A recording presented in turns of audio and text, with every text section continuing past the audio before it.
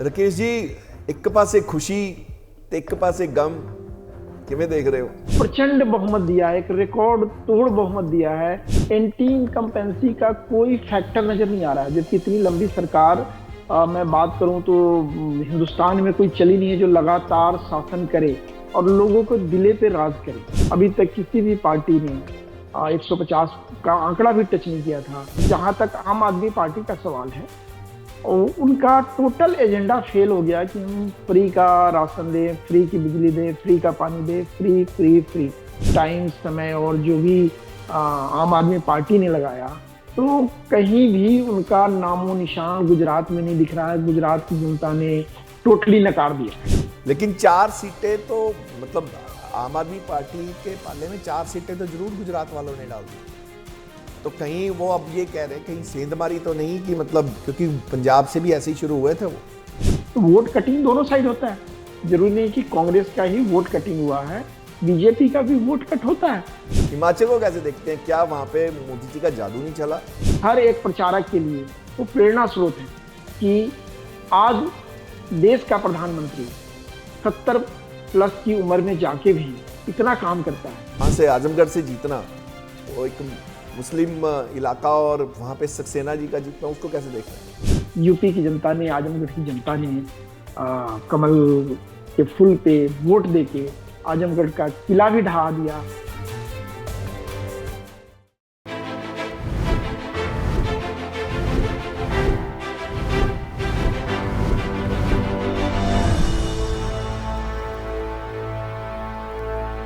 नमस्कार, सत श्री अकाल। मैं ਹਾਂ ਸੁਰਿੰਦਰ ਸਿੰਘ ਤੇ ਤੁਸੀਂ ਵੇਖ ਰਹੇ ਹੋ ਨਜ਼ਰੀਆ ਬਿਯੋਂਡ ਦਾ ਵੇ। ਸਵੇਰ ਦੀ ਹਲਚਲ ਸਿਆਸੀ ਗਲਿਆਰਿਆਂ ਸੀ, ਕਿਉਂਕਿ ਅੱਜ ਦਿਨ ਸੀ 8 ਤਰੀਕ ਸੀ ਤੇ ਅੱਜ ਚੋਣਾਂ ਦਾ ਦਿਨ ਸੀ, ਨਤੀਜਿਆਂ ਦਾ ਦਿਨ ਸੀ। ਤੇ ਨਤੀਜੇ ਦਾਅਵੇ ਨਤੀਜਿਆਂ ਤੋਂ ਪਹਿਲਾਂ ਹਰ ਪਾਰਟੀ ਕਰਦੀ ਰਹੀ ਕਿ ਗੁਜਰਾਤ ਦੇ ਵਿੱਚ ਵੀ ਸਾਡੀ ਸਰਕਾਰ ਬਣੇਗੀ, ਚਾਹੇ ਉਹ ਭਾਜਪਾ ਸੀ ਤੇ ਚਾਹੇ ਉਹ ਆਮ ਆਦਮੀ ਪਾਰਟੀ ਸੀ ਤੇ ਚਾਹੇ ਕਾਂਗਰਸ ਸੀ। ਤੇ ਹਿਮਾਚਲ ਦੇ ਵਿੱਚ ਵੀ ਦਾਅਵੇ ਉਸੇ ਤਰੀਕੇ ਨਾਲ ਹੁੰਦੇ ਰਹੇ। पर अज सही रिजल्ट सामने आ जाना सी, दुध का दुध ते पानी का पानी। ते अज उही होया गुजरात दे विच, जिथे दावे किए जाते सी ते गुजरात दे विच एक बार फिर कमल खिलिया। ते कमल खिलिया भी इस तरीके नाल कि पुराने सारे रिकॉर्ड तोड़ दिते। 156 सीटां लैके गुजरात ने जिहड़े लोग ने उन्होंने भाजपा दे फतवा दे दिता। ते फतवा तुसीं देखो भी 156 सीटां रिकॉर्ड बना दिता है। ते दूजे पासे ਉਹ ਖੁਸ਼ੀਆਂ ਤੇ ਦੂਜੇ ਪਾਸੇ ਹਿਮਾਚਲ ਵਾਲੇ ਪਾਸੇ ਭਾਜਪਾ ਨੂੰ ਲੱਗਦਾ ਸੀ ਕਿ ਸ਼ਾਇਦ ਅਸੀਂ ਹਿਮਾਚਲ ਦੇ ਵਿੱਚ ਰਿਪੀਟ ਕਰ ਦਾਂਗੇ। ਪਰ ਹਿਮਾਚਲ ਦੀ ਜਨਤਾ ਨੇ ਆਪਦੀ ਹਿਸਟਰੀ ਜਿਸ ਤਰੀਕੇ ਨਾਲ ਕਦੀ ਵੀ ਹਾਲੇ ਤੱਕ ਉੱਥੇ ਸਰਕਾਰ ਰਿਪੀਟ ਨਹੀਂ ਹੋਈ, ਐਤਕੀ ਵਾਰੀ ਫਿਰ ਕਾਂਗਰਸ ਦੀ ਵਾਰੀ ਆਈ ਤੇ ਕਾਂਗਰਸ ਨੂੰ ਉੱਥੇ 40 ਸੀਟਾਂ ਤੇ ਭਾਜਪਾ 25 ਸੀਟਾਂ ਤੇ ਸਿਮਟ ਕੇ ਰਹਿ ਗਈ। ਅੱਜ ਦੇ ਚੋਣ ਦੇ ਜਿਹੜੇ ਨਤੀਜੇ ਆਏ ਨੇ, ਇਸੇ ਮੁੱਦੇ ਤੇ ਅੱਜ ਗੱਲਬਾਤ ਕਰਾਂਗੇ। ਸਾਡੇ ਨਾਲ ਮੌਜੂਦ ਰਹਿਣਗੇ ਭਾਜਪਾ ਆਗੂ ਰਾਕੇਸ਼ ਸ਼ਰਮਾ ਜੀ। ਆਓ ਸਵਾਗਤ ਕਰ ਲੈਣੇ। ਨਮਸਕਾਰ। ਸਤਿ ਸ਼੍ਰੀ ਅਕਾਲ ਰਾਕੇਸ਼ ਜੀ। ਸਤਿ ਸ਼੍ਰੀ ਅਕਾਲ ਰਾਕੇਸ਼ ਜੀ, ਇੱਕ ਪਾਸੇ ਖੁਸ਼ੀ ਤੇ ਇੱਕ ਪਾਸੇ ਗਮ, ਕਿਵੇਂ ਦੇਖ ਰਹੇ ਹੋ? ਪਹਿਲਾਂ ਖੁਸ਼ੀ ਦੀ ਗੱਲ ਹੀ ਕਰਦੇ ਹਾਂ। गुजरात ਨੂੰ ਕਿਵੇਂ ਦੇਖ ਰਹੇ ਹੋ? सुरेंद्र जी, एक गुजरात की इतनी लंबी सरकार चल रही है, एंटी इनकम्पेंसी का कोई फैक्टर नजर नहीं आ रहा है, जबकि इतनी लंबी सरकार मैं बात करूं तो हिंदुस्तान में कोई चली नहीं है जो लगातार शासन करे और लोगों को दिले पे राज करे। जहां तक सर्वे की बात करें तो 125, 30, 35 तक सर्वे की रिपोर्ट आ रही थी। उसको भी क्रॉस करके पुराने सारे रिकॉर्ड को गुजरात की जनता ने ध्वस्त कर दिया और मोदी जी की जो लोकप्रियता के ऊपर मुहर लगा दी। 150 के पार 156 सीट भाजपा जीतने जा रही है और गुजरात की जनता को नमन है, सादर नमन है, प्रणाम है, जिन्होंने एक बार बहुमुखी सरकार को जो विकास कर रही है उसको वोट देके स्थापित कर रही है। बिल्कुल राकेश जी, मन्ना पेगा, क्योंकि 27 साल, हालांकि 5 साल बाद ही एक जदों चोण होती है, जब चुनाव होते हैं तो एक एंटी इनकम्बेंसी, उसका नाम लिया जाता है कि एंटी इनकम्बेंसी है। जो विरोधी दल है उनको भी लगता है कि हाँ कि हमारी इस बार तो पक्का कोई ना कोई आगे से पहले ज़्यादा परफॉर्मेंस बेटर रहेगी। 27 साल, उसके बाद ये नए 5 साल, ये मानना पड़ेगा कि एंटी इंकम्बेंसी वहां पे गुजरात में शायद ये एग्जिस्ट ही नहीं कर रही थी। तो उसको किस तरीके से देखते हैं? और दूसरा कि आम आदमी पार्टी का वहां जाना, क्या वो भाजपा को, अगर आज 156 सीट है उसमें आम आदमी पार्टी का वहां जाना भाजपा को उसका फायदा हुआ है? देखिए, जो हम एंटी इनकम्बेंसी की बात करें तो गुजरात मॉडल पूरे देश में इसीलिए लोकप्रिय है कि वहां लगातार विकास के नाम पे वोट मांगे जा रहे हैं। और जहां तक आम आदमी पार्टी का सवाल है, उनका टोटल एजेंडा फेल हो गया कि हम फ्री का राशन दें, फ्री की बिजली दें, फ्री का पानी दें, फ्री फ्री फ्री। जनता को विकास चाहिए। दिल्ली मॉड्यूल को लेके वो गुजरात गए, लेकिन टोटली मैं बात करूं कि फेल हो चुका है। क्योंकि जनता को, गुजरात की जनता भली भांति समझती है कि जो विकास श्री नरेंद्र मोदी जी के नेतृत्व में देश कर रहा है, गुजरात ने किया, और अभी भी उनका आशीर्वाद गुजरात की जनता के साथ है, वहां के मंत्रिमंडल के साथ है और भविष्य में रहेगा। तो जो सरकार चाहिए वो सरकार भाजपा की चाहिए, और प्रचंड बहुमत दिया है, एक रिकॉर्ड तोड़ बहुमत दिया है। सारे रिकॉर्ड ध्वस्त हो गए पिछले 40 साल के। और पूरे गुजरात के जब से विधानसभा चुनाव हो रहा है तब से अभी तक किसी भी पार्टी ने 150 का आंकड़ा भी टच नहीं किया था। 156 सीटें। और जहां तक बात हो रही थी कि सरकार के विरोध में वोट पड़ेगा, आम आदमी पार्टी अपनी सरकार बनाएगी, तो आम आदमी पार्टी कहीं भी दिख नहीं रही है वहां पे। मतलब मेरे समझ से जितना टाइम, समय और जो भी आम आदमी पार्टी ने लगाया, तो कहीं भी उनका नामो निशान गुजरात में नहीं दिख रहा है। गुजरात की जनता ने टोटली नकार दिया है। लेकिन 4 सीटें तो, मतलब आम आदमी पार्टी के पाले में 4 सीटें तो जरूर गुजरात वालों ने डाल दी हैं। तो कहीं वो अब ये कह रहे कहीं सेंधमारी तो नहीं कि, मतलब क्योंकि पंजाब से भी ऐसे ही शुरू हुए थे, वो 4 से शुरू हुए थे, लोकसभा की 4 सीटें थी, और आज देख लिए पंजाब में आम आदमी पार्टी मतलब राज कर रही है। और आम आदमी पार्टी तब जब 4 थी तब भी ना पंजाबियों ने सोचा था, ना शायद आम आदमी पार्टी ने सोचा था, ना भाजपा ने सोचा था, और ना कांग्रेस ने, कि एक दिन ये आएगा कि आम आदमी पार्टी पंजाब में काबज हो जाएगी। और देखिए, जहां तक वो सरकार बनाने की बात कर रहे थे, जो आपने मुझसे सवाल किया उसका मैं जवाब दे रहा हूं कि वो तो बात कर रहे थे कि पूरी मेजोरिटी के साथ सरकार बनाएंगे। वो एजेंडा काम नहीं कर पाया। और जहां तक भाजपा का सवाल है, हमारे बीजेपी और आम आदमी पार्टी दोनों के वोट शेयर को भी जोड़ लें तो कोई फर्क नहीं पड़ता है। चाहे दोनों की सीटें जोड़े, अगर मैं जोड़ूं 4 सीट उनकी जोड़ लूं तो कितना फर्क पड़ जाता। अगर वोट शेयर को भी हम ले लें, 4-5 सीटें और बढ़ जाती कांग्रेस, अगर दोनों को कंसोलिडेट करें। और जहां तक नुकसान की बात है, तो वोट कटिंग दोनों साइड होता है। जरूरी नहीं कि कांग्रेस का ही वोट कटिंग हुआ है, बीजेपी का भी वोट कट होता है।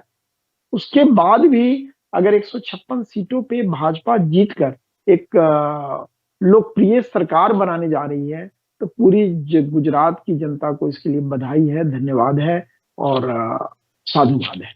हम थोड़ा हिमाचल की तरफ अगर रुक करें, हिमाचल को कैसे देखते हैं? क्या वहां पे मोदी जी का जादू नहीं चला, या जो गुजरात की नब्ज पकड़ ली थी भाजपा ने समय के हिसाब से, कि 1 साल पहले सारी कैबिनेट और मुख्यमंत्री का चेहरा बदल देना, मुख्यमंत्री वहां पे हटाना, और उस तरीके से उसका फायदा गुजरात में हुआ, और शायद वो नब्ज यहां पे हिमाचल में वो पकड़ नहीं पाए।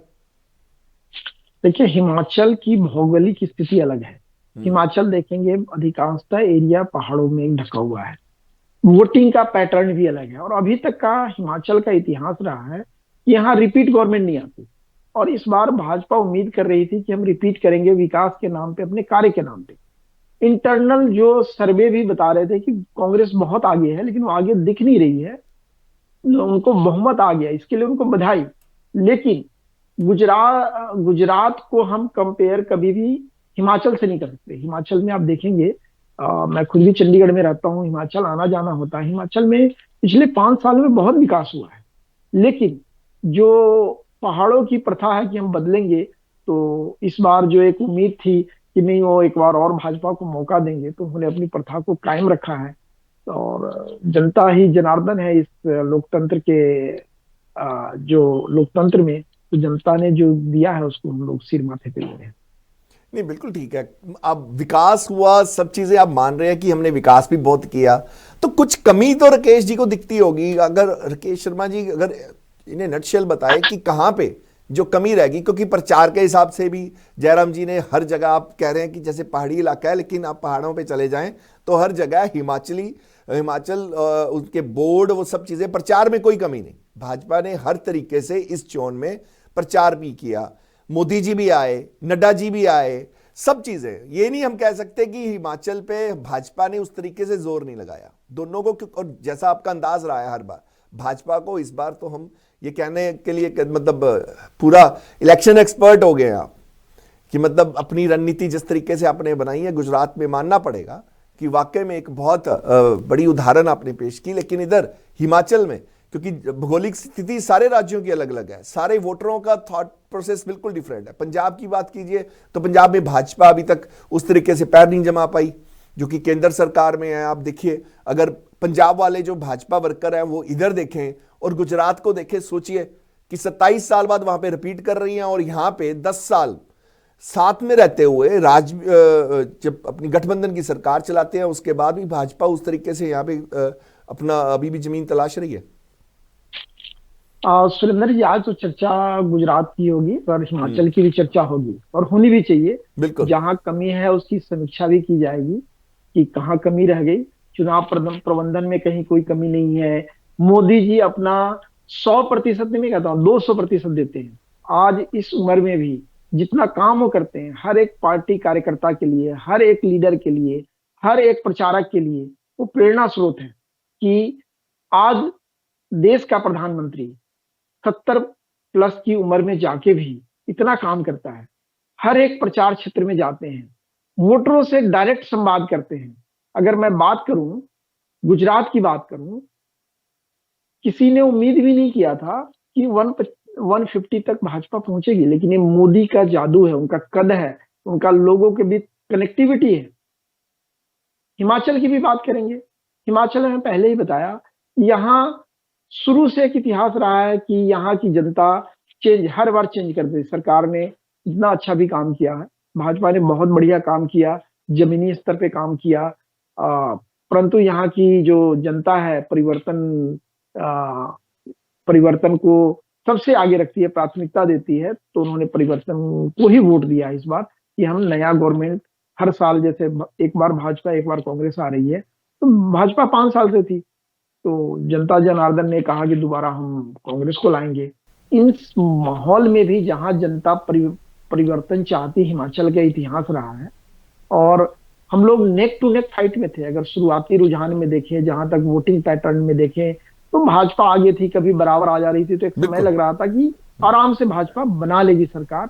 इवन वोट शेयर भी शुरुआत में भाजपा का ज्यादा था, बाद में बराबरी पे आ गया।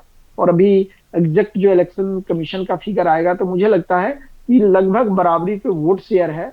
मे भी आप फैक्टर, आपने जो वोट काटे हैं, जो आधा 1% तो नुकसान भाजपा को हुआ है, अदरवाइज भाजपा नहीं। अब यही अगर सिचुएशन वहां पे गुजरात में है, गुजरात में लगभग 35 से ज्यादा ऐसी सीटें हैं राकेश जी जहां पे दूसरे नंबर पे आम आदमी पार्टी और तीसरे पे कांग्रेस है।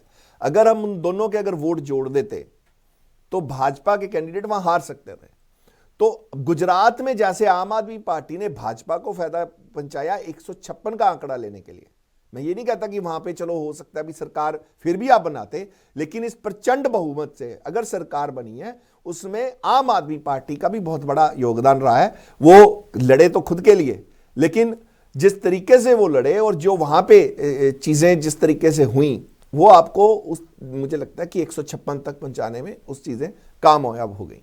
लेकिन हिमाचल की बात करें, हिमाचल में आपको लगता है कि जो पुरानी पेंशन स्कीम थी, क्या वो जिस तरीके से प्रियंका गांधी का आना और अपनी रैली में वो अनाउंस कर देना कि हम जिस दिन हमारी सत्ता आएगी उसी दिन सबसे पहले पुरानी पेंशन स्कीम, जो कि लोगों की वहां की डिमांड थी, कि वो नवज पकड़ ली, और वो बहुत बड़ा फैक्टर रहा होगा इस जीत के लिए?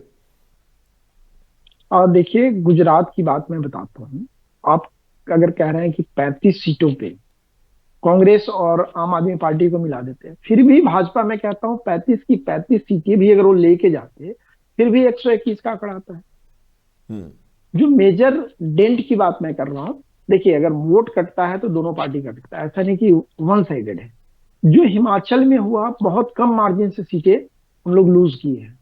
तो वैसे भी हिमाचल में आम आदमी पार्टी कहीं दिख नहीं रही थी, बाद में इन्होंने देखा तो प्रचार से ही बाहर हो गया। अब हिमाचल के इलेक्शन में इसकी समीक्षा होगी कि आम आदमी पार्टी ने किस किस सीट पे कितना डैमेज किया, क्योंकि वो इलेक्शन तो लड़ नहीं रहे थे। वो क्या कर रहे थे, कहीं ना कहीं जहां उनको लग रहा था, इवन गुजरात में भी बहुत सारे सीटों पे उन्होंने कांग्रेस को समर्थन दे दिया। हमें तो अकेले लड़ना है, हमें नहीं करते कि सारी पार्टियां इकट्ठी हो जाए, फिर भी भाजपा अकेले लड़ेगी और अपने दम पे सरकार बनाएगी, और कर रही है भाजपा। हम उसको एक्सक्यूज में नहीं ले सकते, बट एक कहीं ना कहीं विचार करने का भी इसके ऊपर, पार्टी की सिर्फ नेतृत्व जब बैठेंगे, इसकी समीक्षा होगी तो उस पर चर्चा जरूर होगी, और इसको देखेगी भी जरूर। उधर आजम खान की तरफ अगर जाएं तो रामपुर सीट में जिस तरीके ने भाजपा के सक्सेना जी जीते हैं, उनको कैसे देखते हैं कि लोकसभा सीट और आजमपुर वहां से आजमगढ़ से जीतना, वो एक मुस्लिम इलाका, और वहां पे सक्सेना जी का जीतना, उसको कैसे देख रहे हैं? देखिए, योगी जी यूपी में बहुत बढ़िया काम कर रहे हैं। योगी के नेतृत्व में चाहे लॉ एंड ऑर्डर हो, चाहे वहां की समस्याएं हो, रोड बनाना हो, कोरोना काल में उन्होंने जिस तरह से अपना नेतृत्व का परिचय दिया और मैनेजमेंट किया, लोगों के बीच में वो लोकप्रिय, बहुत लोकप्रिय है यूपी में। मैं बिहार से ही आता हूँ, यूपी से आना जाना होता है। अगर आप यूपी में जाएंगे तो मोदी के लिए लोग, जहाँ पे पहले शाम के बाद बहन बेटियां बाहर नहीं निकल पाती थी, आज की डेट में वो अपने आप को सेफ और सुरक्षित महसूस करती हैं। तो आजमगढ़ जो किला था, जिसको कहते थे मुस्लिम बहुल है, वो कभी ढह नहीं सकता है। तो इस बार यूपी की जनता ने, आजमगढ़ की जनता ने कमल के फूल पे वोट देके आजमगढ़ का किला भी ढहा दिया, और आने वाले टाइम में जो विकास करेगा, जो अच्छा कार्य करेगा, उसको वोट मिलेगा। मैं कहता हूँ इसमें मुस्लिम भाइयों ने भी, बहनों ने भी बहुत बढ़ चढ़ के हिस्सा लिया और भाजपा को सपोर्ट किया, तभी आजमगढ़ की सीट हम लोग जीते हैं। 2024 को कैसे देखते हैं? आज के जो नतीजे हैं, ये 2024 के लोकसभा चुनाव में उनको कैसे देखते हैं? क्या इंपैक्ट डालेंगे? देखिए, पूरे देश में दिख रहा है कि भाजपा एक तरफ है और सारी पार्टियां सेंट्रलाइज होकर भाजपा के विरुद्ध 2024 में भी लड़ेंगी, जैसा 2019 में हुआ।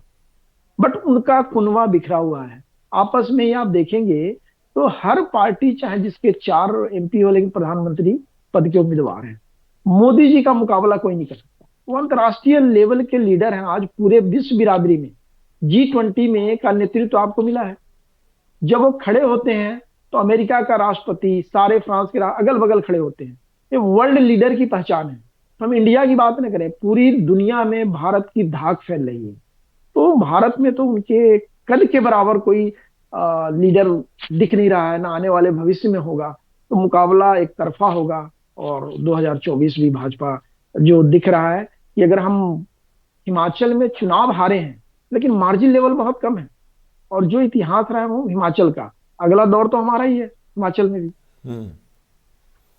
और लोकसभा में लोग प्रधानमंत्री के चेहरे के ऊपर वोट देते हैं, विकास के। यहाँ पे अगर मैं बात करूं, विधानसभा में लोकल मुद्दे हावी होते हैं, बहुत सारी चीजें होती है। 2024 बहुत बड़ी बात कही कि अगला दौर तो हमारा ही है, क्योंकि अभी तक इतिहास वैसे ही है। आपको नहीं लगता कि जैसे पंजाब की जनता ने एक बदलाव दिखाया, कि क्योंकि यहाँ पे वही सीन हो रहा था कि पहले कभी अकाली और कभी कांग्रेस, अकाली कांग्रेस, और इसी चीज़ों में शायद पंजाब के लोग, लेकिन जब उनको बदलाव की, जो आम आदमी पार्टी बदलाव को लेके आई, बदलाव की आवाज़ लगाई, आपको नहीं लगता एज ए वोटर कि वाकई में कि लोगों को उस तरीके से भी देखना चाहिए, ताकि पार्टियां जिस तरीके से आपने बोला कि कम से कम इतना कॉन्फिडेंट तो ना हो कि अगला दौर हमारा है। हो सकता है कि कांग्रेस भी शायद इस तरीके से 5 साल शायद वेट करते रहे कि इस बार हमारी पक्की है, जीत पक्की है।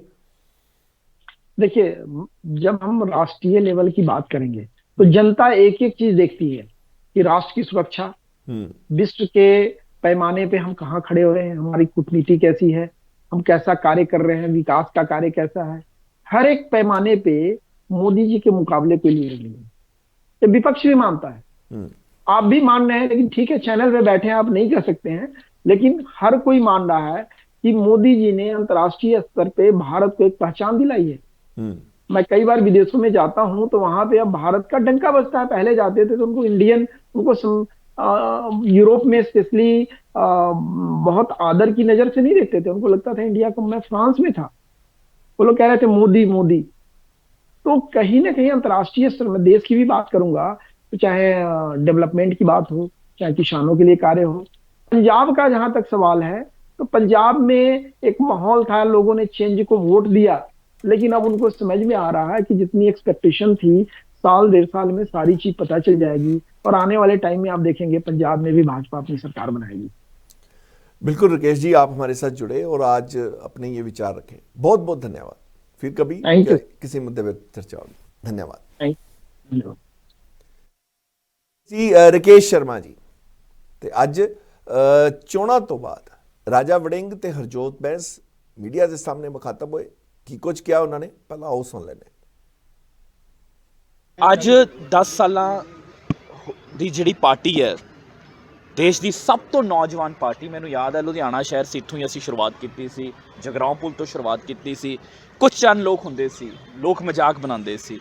10 ਸਾਲਾਂ ਬਾਅਦ ਅੱਜ ਮਾਣ ਵਾਲੀ ਗੱਲ ਹੈ ਸਾਡੇ ਲਈ ਕਿ ਆਮ ਆਦਮੀ ਪਾਰਟੀ ਰਾਸ਼ਟਰੀ ਪਾਰਟੀ ਬਣ ਗਈ ਹੈ, ਨੈਸ਼ਨਲ ਪਾਰਟੀ ਬਣ ਗਈ ਹੈ। ਅੱਜ ਸਾਡੀ ਸਰਕਾਰ ਪੰਜਾਬ ਦੇ ਵਿੱਚ ਹੈ ਜੋ ਸ਼ਾਨਦਾਰ ਕੰਮ ਕਰ ਰਹੀ ਹੈ। ਸਾਡੀ ਸਰਕਾਰ ਦਿੱਲੀ ਦੇ ਵਿੱਚ ਹੈ ਜਿਸ ਨੇ ਪੂਰੀ ਦੁਨੀਆ ਦੇ ਵਿੱਚ ਨਾਮ ਖੱਟਿਆ, ਸਿੱਖਿਆ ਦੇ ਖੇਤਰ ਦੇ ਵਿੱਚ, ਸਿਹਤ ਦੇ ਖੇਤਰ ਦੇ ਵਿੱਚ। ਦਿੱਲੀ ਦੇ MCD ਵਿੱਚ ਸਾਡੇ ਸਰਕਾਰ ਹੈ, ਗੋਆ ਦੇ ਵਿੱਚ ਸਾਡੇ ਵਿਧਾਇਕ ਹੈ, ਤੇ ਅੱਜ ਸਾਡੇ ਵਿਧਾਇਕ ਗੁਜਰਾਤ ਜਾ ਰਹੇ ਆ, ਤੇ ਮੈਂ ਗੁਜਰਾਤ ਦੇ ਲੋਕਾਂ ਦਾ ਬਹੁਤ ਧੰਨਵਾਦ ਕਰਦਾ ਕਿਉਂਕਿ ਹਿਮਾਚਲ ਦੇ ਵਿੱਚ ਜੋ ਮੈਨੂੰ ਲੱਗ ਰਿਹਾ, ਜੋ ਮੈਂ ਰਿਜ਼ਲਟ ਦੇਖਿਆ ਕਿ 2 ਕਾਰਨਰ ਫਾਈਟ ਹੋਣ ਕਰਕੇ, ਸਿੱਧੀ ਜਿਹੜੀ ਫਾਈਟ ਹੈ ਕਾਂਗਰਸ ਦੀ BJP ਹੋਣ ਕਰਕੇ, ਤੇ ਇਸ ਕਰਕੇ ਲੋਕਾਂ ਨੂੰ ਲੱਗਿਆ ਕਿ ਉਹ ਕਰਨ। ਪਰ ਮੈਨੂੰ ਜ਼ਰੂਰ ਲੱਗਦਾ ਅਸੀਂ ਹਿਮਾਚਲ ਦੇ ਵਿੱਚ ਬਹੁਤ ਮਿਹਨਤ ਕੱਲ ਤੋਂ ਹੀ ਸ਼ੁਰੂ ਕਰਾਂਗੇ। ਹਿਮਾਚਲ ਸਾਡਾ ਗਵਾਂਢੀ ਸੂਬਾ ਤੇ ਕੇਵਲ ਸਰਕਾਰ ਬਣਾਉਣ ਦੇ ਖਾਤਰ ਆਪਸ ਵਿੱਚ ਲੋਕਾਂ ਨੂੰ ਲੜਾਉਣਾ, ਭਾਈਚਾਰੇ ਨੂੰ ਇੱਕ ਦੂਜੇ ਤੋਂ ਦੂਰ ਕਰਨਾ, ਏਜੰਸੀਆਂ ਦਾ ਇਸਤੇਮਾਲ ਕਰਨਾ, ਤੇ ਕਿਸ ਪ੍ਰਕਾਰ ਮੈਨੂੰ ਲੱਗਦਾ ਕਿ ਉਹ ਸਭ ਕੁਝ ਸੱਚੇ ਪਾਤਸ਼ਾਹ ਨੇ ਜਿਹੜਾ ਹੁਣ ਰੁਝਾਨ ਵੇਖ ਰਹੇ ਨੇ, ਹਿਮਾਚਲ ਦੇ ਰੁਝਾਨ ਕਾਫੀ ਚੰਗੇ ਨਜ਼ਰ ਆ ਰਹੇ ਨੇ, ਔਰ ਸਾਨੂੰ ਉਮੀਦ ਹੈ ਕਿ ਇਹ ਹੰਕਾਰ ਦੇ ਖਿਲਾਫ ਮੈਨੂੰ ਲੱਗਦਾ ਇੱਕ ਵੱਡੀ ਜਿੱਤ ਹੋਏਗੀ। ਲੋਕ ਇਹ ਕਹਿੰਦੇ ਸੀ ਕਿ ਭਾਰਤ ਕਾਂਗਰਸ ਮੁਕਤ ਭਾਰਤ ਕਰਨਾ ਹੈ। ਇਹ ਹਿਮਾਚਲ ਤੋਂ ਇੱਕ ਮੈਨੂੰ ਲੱਗਦਾ ਕਿ ਨਵਾਂ ਮੁੱਢ ਬੰਨਿਆ ਜਾਏਗਾ। ਗੁਜਰਾਤ 'ਚ ਅਸੀਂ ਚੰਗਾ ਪਰਫਾਰਮ ਨਹੀਂ ਕਰ ਸਕੇ ਜਿਸ ਤਰ੍ਹਾਂ ਦੇ ਰੁਝਾਨ ਦੱਸ ਰਹੇ, ਔਰ ਕਾਰਨ ਇਹ ਵੀ ਰਿਹਾ ਕਿ ਇਸ ਵਾਰੀ ਜੋ ਪਿਛਲੀ ਅਸੀਂ ਆਪਦੀ ਤਾਕਤ ਦੇ ਨਾਲ ਚੁਣਾਵ ਲੜਿਆ ਗੁਜਰਾਤ ਦੇ ਵਿੱਚ, ਇਸ ਵਾਰੀ ਅਸੀਂ ਉਨੀ ਤਾਕਤ ਦੇ ਨਾਲ ਗੁਜਰਾਤ ਚੁਣਾਵ ਮੇਰਾ ਖਿਆਲ ਨਹੀਂ ਲੜ ਸਕੇ। ਬਿਲਕੁਲ, ਭਾਰਤ ਦੀ ਜਨਤਾ ਨੇ ਅੱਜ ਤਿੰਨੋਂ ਪਾਰਟੀਆਂ ਨੂੰ ਕੁਛ ਨਾ ਕੁਛ ਦਿੱਤਾ ਜ਼ਰੂਰ ਹੈ ਕਿ ਅਗਰ ਗੁਜਰਾਤ ਦੀ ਗੱਲ ਕਰੀਏ ਤਾਂ ਉੱਥੇ ਭਾਜਪਾ ਬਹੁਤ ਖੁਸ਼ ਹੈ ਕਿਉਂਕਿ 156 ਸੀਟਾਂ ਤੇ ਜਿੱਤ ਹਾਸਲ ਕੀਤੀ ਹੈ, ਰਿਕਾਰਡ ਤੋੜ ਹੋਇਆ। ਤੇ ਅਗਰ ਹਿਮਾਚਲ ਦੀ ਗੱਲ ਕਰੀਏ ਤਾਂ ਹਿਮਾਚਲ ਨੂੰ ਦੇਖ ਕੇ ਸ਼ਾਇਦ ਕਾਂਗਰਸ ਬਹੁਤ ਖੁਸ਼ ਹੈ, ਪਰ ਉਹ ਗੁਜਰਾਤ ਦੀ ਨਹੀਂ ਸ਼ਾਇਦ ਗੱਲ ਕਰਨਾ ਚਾਹਦੀ, ਪਰ ਹਿਮਾਚਲ ਦੀ ਜ਼ਰੂਰ ਗੱਲ ਕਰਨਾ ਚਾਹਦੀ ਹੈ। ਤੇ ਜੇ ਆਮ ਆਦਮੀ ਪਾਰਟੀ ਵਾਲੇ ਪਾਸੇ ਰੁਕ ਕਰੀਏ ਤਾਂ ਉਹ ਅੱਜ ਇੱਕ ਨੈਸ਼ਨਲ ਪਾਰਟੀ ਵਜੋਂ ਉਹ ਸਥਾਪਿਤ ਹੋ ਚੁੱਕੀ ਹੈ। ਤਾਂ ਉਹ ਨੈਸ਼ਨਲ ਪਾਰਟੀ ਵਜੋਂ ਉੱਥੇ ਜੋ ਉਹਨਾਂ ਨੂੰ ਮਿਲਿਆ ਉਹਨੂੰ ਲੈ ਕੇ ਬਹੁਤ ਖੁਸ਼ ਹੈ। ਉਹ ਗੁਜਰਾਤ ਦੇ ਤੇ ਹਿਮਾਚਲ ਦੇ ਵਿੱਚ ਕਿਉਂ ਨਹੀਂ ਖਾਤਾ ਖੁੱਲਿਆ, ਗੁਜਰਾਤ ਦੇ ਵਿੱਚ ਜੇ ਸਰਕਾਰ ਬਣਾਣੀ ਸੀ ਤੇ ਕਿਉਂ ਸਰਕਾਰ ਬਣਾਉਂਦੇ ਬਣਾਉਂਦੇ ਸਿਰਫ 5 ਸੀਟਾਂ ਤੇ ਰਹਿ ਗਏ, ਉਹ ਗੱਲ ਨਹੀਂ ਕਰਨੀ, ਪਰ ਖੁਸ਼ ਹੈ। ਤੇ ਬਿਲਕੁਲ ਇਹੀ ਸ਼ਾਇਦ ਖੂਬਸੂਰਤੀ ਹੈ ਲੋਕਤੰਤਰ ਦੀ। ਇਹ ਸੀ ਅੱਜ ਦਾ ਨਜ਼ਰੀਆ। ਕੱਲ ਫਿਰ ਮਿਲਾਂਗੇ ਕੋਈ ਨਵੀਂ ਖਬਰ ਤੇ ਨਜ਼ਰ ਲੈ ਕੇ, ਨਜ਼ਰੀਆ ਬਿਯੋਂਡ ਦਾ ਵਿੱਚ। ਤਦ ਤੱਕ ਦੋ ਮੈਨੂੰ ਇਜਾਜ਼ਤ। ਸਤਿ ਸ਼੍ਰੀ ਅਕਾਲ।